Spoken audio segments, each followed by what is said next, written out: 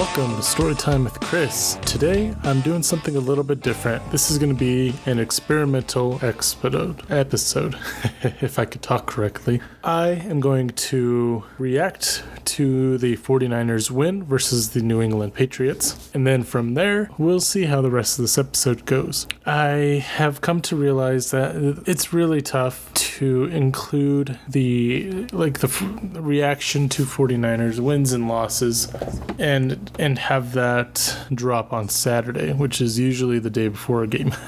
I would like to get to the point where I am dropping an episode, kind of right after the game so that I can talk about my immediate reaction to it and then focus on the upcoming game for the rest of the week. And of course, there are exceptions like for the Monday night games, Thursday night games, those kinds of things. Playoff games, I'm sure, will be a little bit different. But yeah, this is going to be a little bit of a different episode. We'll see how it goes. We'll see if there's even an intro right before this or not. I realized last week that I forgot to record an intro, so that's fun. But let's get into this 49ers versus Patriots reaction. And the way this is going to work is I'm going to give kind of a brief summary of my thoughts of the game, and then from there I'll dig a little bit deeper into the game itself. So let's jump right in. The 49ers beat the New England Patriots 30-13. They did not play their best game, but they still did what they were expected to. They need to clean up a few things going forward, especially with some tough and divisional games coming up. The offense did a good job attacking the Patriots, and they did what I've been wanting them to. They spread the offense out and gave everybody opportunities. This was a great showcase for Brock and what he brings to the table. They need to finish in the red zone against better teams. The defense played well, but that's to be expected with an offensive line made up a bunch of guys signed off the street, and Fred Warner continues to play like the defensive player of the year. Special teams sucked again. Isaac Guerrero fumbled the second half kickoff, which gave the Patriots their only touchdown of the game. Mitch Wishnowsky also had a poor punt that gave the Patriots a chance to kick a 63-yard field goal right before halftime. So yeah, a few things that they need to clean up, but this was highly encouraging, and the Niners should continue to improve as the season progresses. I really like what I saw from Brock in this game. He let it rip. He had a couple of deep shots to Juwan Jennings and Debo, and there was a third one that was incomplete to Chris Conley, but it seemed like every throw he was making was on a deep throw. Well, maybe not deep, but past 10 yards. And I really like to see that. Like I said before, I've been wanting this team to spread the offense out a little bit, go out and just play 11-on-11 football. And they did that a little bit more this week. The Patriots don't have the best personnel defensively. I mean, they have a few standout guys. Christian Gonzalez is an awesome cornerback, and they've got some dogs out there. There was Peppers, who had the interception on Brock. So they've got some guys out there, but I really like the 49ers approach in this game. It seems like they came out and shocking a lot more, and Brock, even though the numbers don't look amazing, he was 15 of 27 for 288 yards, 1 touchdown, 1 interception, but he seemed to play really well. There were a few opportunities that I'm sure the offense wants back, especially in the red zone, and they need to learn how to score touchdowns when they get in those situations, especially against divisional and tougher opponents. Seems like 2 of their favorite targets in that area are George Kittle and Juwan Jennings, and they should be. They're, taller guys that can go up and make plays. They like to do a lot of, short flat routes for Debo or crossing routes, and those work as well, but a lot of teams I think are expecting those, and they're manning up on the 49ers. They need to do what the Chiefs do and run more bunch, more crossers, more quote-unquote pick plays, because, Kansas City does it, and they have an awesome, they literally won the Super Bowl that way. So take a page out of their playbook and start doing some more of that if you're going to be throwing in the red zone. But I was really encouraged by what I saw from Brock. I hope he continues to let it rip. I hope they continue to give him the keys to the offense a little bit more each week, because I think Brock is, like I've said before, Brock is the guy. If there's anyone on this team giving me hope for this season, it's Brock. Despite the injury to Christian McCaffrey, despite Trent not being 100%, or Brandon Aiyuk having a slow start, Debo's been injured, Kittle's been injured, the defense has a few injuries, Hargrave is out for the year, and offensively, if there's one guy giving me hope, it's Brock Purdy. So I hope to continue to see that going forward. I will say his 1 interception, I don't think he saw Jabril Peppers. I mean, Peppers did make a really good play on the ball. He was supposed to be, I think, bracketing George Kittle, and he kind of fell off when he realized the concept going on behind him, and he ran to undercut the route, and Brock just didn't see him, or maybe he did see him and threw it anyway. But I'm not mad about that. I like seeing Brock. I mean, how many interceptions do you see Mahomes and Josh Allen make because they're trying to make a play deep down the field? It happens sometimes. It happens to the best quarterbacks, and I like seeing Brock do that. So hopefully he can, next time he'll see that guy. It was a really good play by Peppers, but I'm sure Brock will learn. Offensively, the 49ers looked pretty good on Sunday. There was a little bit that they left to be desired, especially down in the red zone. This really could have been a worse score than it was. The first 2 drives, they could have gotten 2 scores, and that would be 38-13 rather than 38 or 30-13. And there was that interception by Brock, of course, that could have made it 45-13. And honestly, it probably should have been closer to that score, but I was anticipating not a close game, but a game like this where the Niners figure out what they want to do, and they had a lot of success, especially on the ground. The Patriots defense is one of the top defenses against the run, but the 49ers were still able to put some yards on the ground, and Mason had a good game. He had 123 yards on the day and a touchdown on 24 carries, so he continues to shine. And then through the air, the Niners had 283 passing yards. And like I mentioned before, they did a good job spreading the ball out. Juwan Jennings led the receivers with 3 receptions for 88 yards. So yeah, I was overall encouraged seeing the offense maybe start to knock a little bit of the rust off. We might start to see the tires spinning a little bit more as the season continues on, and they're going to need it, especially coming up against the Cardinals and Seahawks. I mean, the Cardinals aren't a great football team, but it is a divisional game, and a lot of times those divisional games can actually be pretty wacky. I mean, we saw the Cardinals destroy the Rams, absolutely destroy the Rams, and then the Rams came out and beat the Niners. So for whatever reason, divisional games, I think it's because the two teams are usually very familiar with each other, and so you really have to bring your A game in those games. And we'll get into the Cardinals game a little bit more later. The defense did what they were supposed to do against this Patriots offense. I will say I was a little disappointed by the number of passing yards that they allowed. The Patriots were averaging about 102 yards a game through the air, and they got 168, or actually 143 technically, but Brissett threw for 168 yards, which sucked for me because I was really close to winning on my underdog picks. I think the over-under, or the number was set at like 161 for Jacoby Brissett, and I picked lower than 161, so that was too bad. But yeah, the defensive line really shined in this game. And there's one player on the defensive line that I want to highlight. For these post-game reactions, I kind of wanted to highlight a few players that stood out to me, both for the good and the bad reasons. Didn't see a lot of bad out there, but let's go ahead and jump into the good. All right. The good. I want to start off with my offensive MVP of the game, which I'm going to have to say is Brock. Brock really set the tone in this game because the Patriots scored a touchdown, and then immediately Brock came out and threw that D-bomb. I think that one was to Debo. And then after that, I want to say the Patriots scored another field goal. Could be wrong on the order there. And then Brock immediately came out and threw a bomb to Juwan Jennings. So it was cool to see Brock kind of respond and set the tone with those 2 plays. And because of that and how well he played, I think he was the offensive MVP for this game. The defensive MVP, of course, has to be Fred Warner. He had 7 total tackles, and he had an interception returned for a touchdown. There was a play where there was an in-breaking route. The 49ers were in zone coverage, and Fred was just dropping into that zone. I don't know if Brissett saw him or not, but he tried to get it right over him, and Fred jumped up and made an athletic play. I mean, Fred was a converted safety at linebacker, so it shouldn't surprise me when he makes a play like that, but he really went up and grabbed that ball. There was no one around him to touch him, so he got up and he got a great block from Malik Mustafa on an offensive lineman, and then Jair Brown and I think Mooney Ward blocked Jacoby Brissett to get him into the end zone. So he is obviously the defensive MVP for the 49ers in this game, and he did that all in the first half. He didn't play in the second half because I think he twisted his ankle, rolled his ankle. We haven't had an official update besides that he is day-to-day, and so, yeah, if he continues to play the way he's playing, he may end up winning the Defensive Player of the Year this year.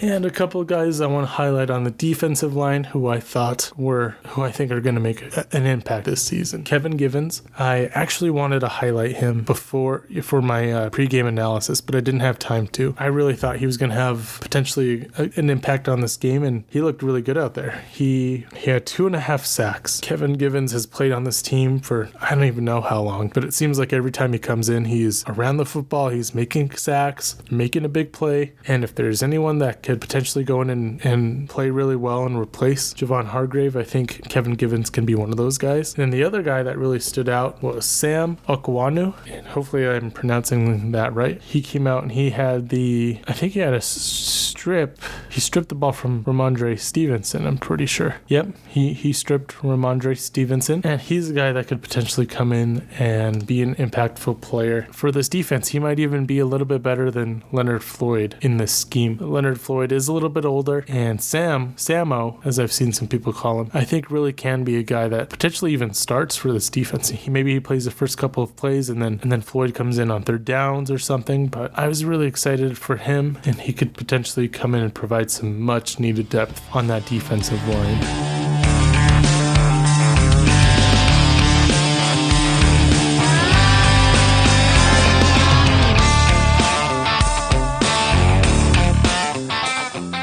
Let's get into this San Francisco 49ers versus Arizona Cardinals game on Sunday, and we are going to start off with some of the main keys and score prediction. The 49ers keys against Arizona. On offense, keep doing what they're doing, but find a way to finish in the red zone. Arizona's defense is not strong against the run. This game might be a good opportunity to get the backup running back some reps, and I really want to see Brandon Aiyuk get some more ops this week. He has been getting open a lot this season, but has not had passes go his way. Let's get him the rock. On defense, Arizona is a big rushing threat. Between Connor and Murray, the front seven will be tested. Force Arizona into passing situations. Containing Murray and making him play quarterback in the pocket will be key. Special teams, just please no mistakes. Please show some improvement. Overall team goals, divisional games are weird. The Rams were 0-2, the Cardinals are 1-3, but they cannot be taken lightly. If you gain a lead, keep the pedal to the metal, don't let off, and become complacent.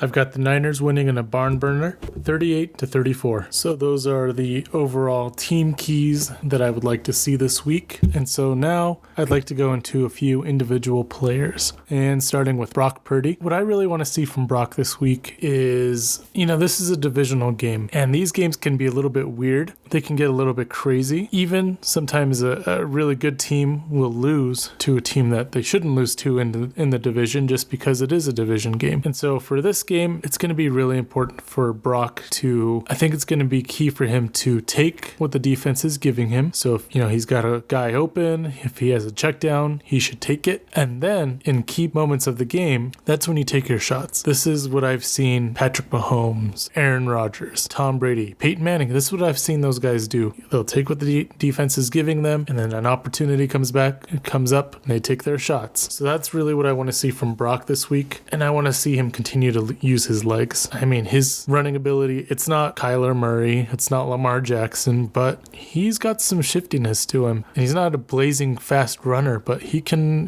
make some moves. And what was it I can't remember if it was in the divisional round or the NFC Championship game last year, where he put his shoulder down and tried to truck the defender.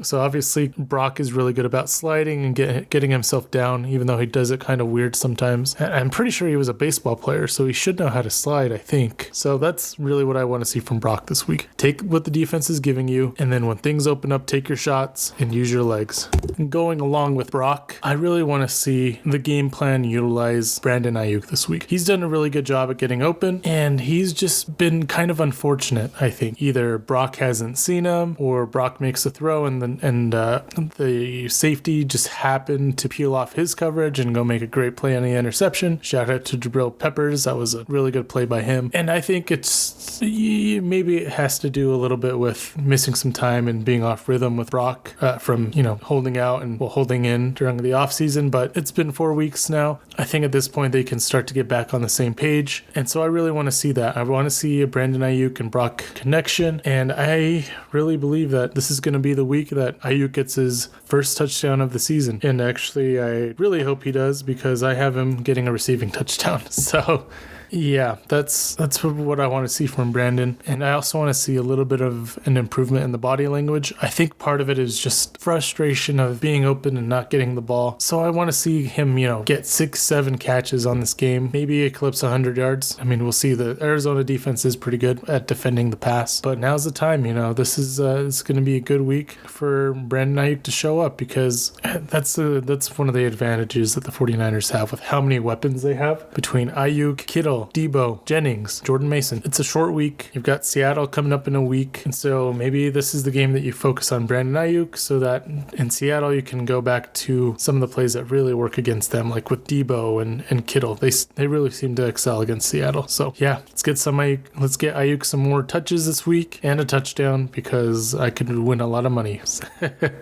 On the defensive side of the ball, I'm not going to focus on an individual player, but more of a group, which is the linebacker core. We'll see if Fred is good to go. Hopefully he is. The Niners did just re-sign Jalen Graham. They stole him from the Commanders, who stole him from the Niners after the after the preseason during the roster cut down. So I'd really like to see the linebackers hold firm in this game. And this is going to be a really good test for them.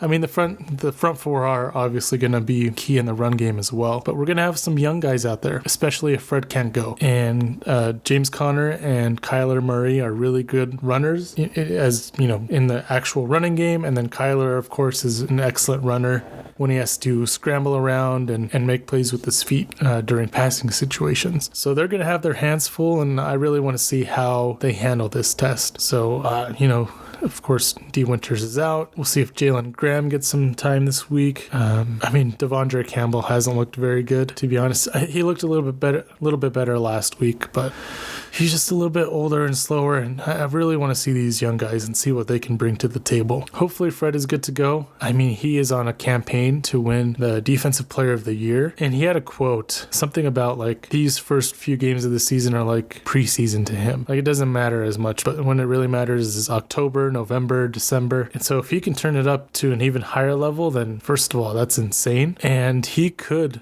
Patrick Willis was inducted into the Hall of Fame this year, and I think he might be getting his Hall of Fame ring on Sunday. I could be wrong, but I thought I saw that. Fred Warner could potentially move up in the 49ers linebacker rankings, and he could become even higher on the list than Patrick Willis. I'm actually so tempted to go and buy myself a Fred Warner team shirt. He is on fire this year, and it sucks that he got hurt. Hopefully he's good to go. For some reason, they gave Aiden Hutchinson the Offensive Player of the Month for the NFC, and hopefully that lights even more of a fire under Fred, because he deserves it, and I think he's going to go for the big time award. Anyway, let's get back to my main point. I want to see these young linebackers hold firm against this Arizona stout running attack. I know I'm supposed to be focusing on individual players, and I kind of will be for this one. Two guys on the defensive back squad that I really want to see step up this week: Charvarius Ward and Renardo Green. Green got a few more snaps last week than he had in weeks prior, and I'd really like him to go out there and solidify himself as the third cornerback on this team. Yadam hasn't lived up to my expectations. I thought he was going to be a really key stud free agent signing, and he hasn't lived up to that. In fact, he's kind of struggled quite a bit, especially the first 3 weeks. So I'd like to see Renardo Green go out there and put his stamp on this team and make himself third cornerback, because I just want to see it. I think he's capable, and I really like that draft pick when they made it. And then with Charvarius Ward, it seems like he hasn't played up to his standard this season. Charvarius Ward is is a stud at cornerback. And in week against the Vikings, I said Charvarius Ward should follow Justin Jefferson, but he's struggled against other guys that aren't on Jefferson. I mean, he's the best receiver in the league, and he's struggled against guys that are below him. So this week, I'd really like to see him make a play.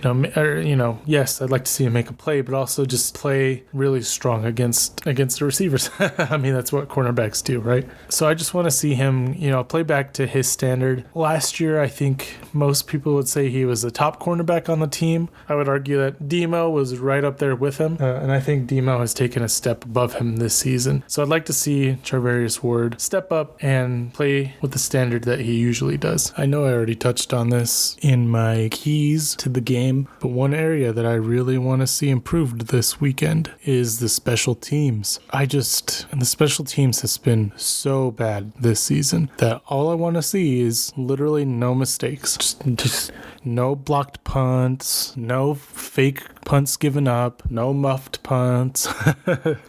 No weird kickoff stuff. Just please get the special teams figured out. That is it's crazy because special teams, they play not very many snaps in a game, right? Like the majority of they play 10% of the game, if that. So a group that plays that little surprisingly has a big impact on the game because there are so many things that can go wrong on special teams. And that is one area where the Niners really need to step it up. And that's what I want to see this weekend. Just a good, clean special teams outing. That's it. Please figure it out because that is something that could cost you deep in the season, even in the playoffs, right? Green Bay found out the hard way a few years ago against the Niners. If Jordan Willis doesn't block that punt and Hufanga doesn't recover it for a touchdown, the Packers win that game and they move on in the playoffs. What was that, 2021 maybe? I think that was the year. But yeah, just figure it out, man. And that is going to conclude my thoughts on this 49ers versus Arizona Cardinals game coming up this weekend. Let me know what you think is going to happen. If I had to, I know I said it's going to be a little bit of a barn burner and it's going to be a really close game. And what I meant by that is I think the first half is definitely going to be really close, a little bit of a high scoring game. At halftime, I could see the score being 24-24, something like that. And then from there, I think the Niners pull away in the second half, get up to 38 points, and then the Cardinals will make a little bit of a late push to get the score to 34. But yeah, that's what I think is going to happen, and I'm excited to watch this game. There have been a few games this season where I've not been able to watch the full game, or I have to miss a few parts here and there. So I'm hoping this weekend I'll be able to watch the full game, and yeah, that'll be cool. I think if this 49ers team is going to make a push this season for Super Bowl, then I think it really starts right now. You've got to win this game, and then next week is a big, probably the biggest game out of the next four for the 49ers. Obviously, they play the Chiefs, and you want to win that game, and that'd be cool. But the Chiefs are an AFC team, and the Cowboys are an NFC team. But man, if the Niners lose to the Cowboys, and that's a whole new conversation. But this matchup against Seattle coming up is huge, in my opinion. Really unfortunate. It's coming off a short week, Thursday night. And who does Seattle play this weekend? Let me check real quick. I do want to try to drop an early edition of the Sports Saturday podcast. Maybe call it Sports Saturday Early Edition or something like that. Okay, so the Seahawks do play on Sunday at the same time as the Niners. So, hey, they're on a short week as well, so I don't think that you can use that as an excuse. It's going to be a big-time matchup. And, yeah, hopefully I can get to that before the game on Thursday. And that'll wrap up this show. Thank you for tuning in to Storytime with Chris. I am considering changing the name of the podcast, the Sports Saturday podcast, because I don't want to limit myself to just dropping stuff on Saturdays. I want to be able to do it throughout the week as well, whenever I can. So we'll see if I end up changing the name of the series, or I guess the name of the show. So yeah, just something new. I do want to keep dropping on Saturdays at 5 p.m., but I want to be able to do instant reactions to games, and Thursday night games are going to come up, Monday night games, stuff like that. So I want to be able to be a little bit more flexible and not just drop everything on Saturdays, and we'll see how that goes. Anyway, thanks again for tuning in. I appreciate every one of you that listens to this podcast, and if you haven't already, please go like the video, subscribe, leave a comment. Let me know what you think is going to happen in this game on Sunday. And yeah, that'll wrap it up. If you're on Spotify, please follow me and like the episode there as well. This has been Storytime with Chris.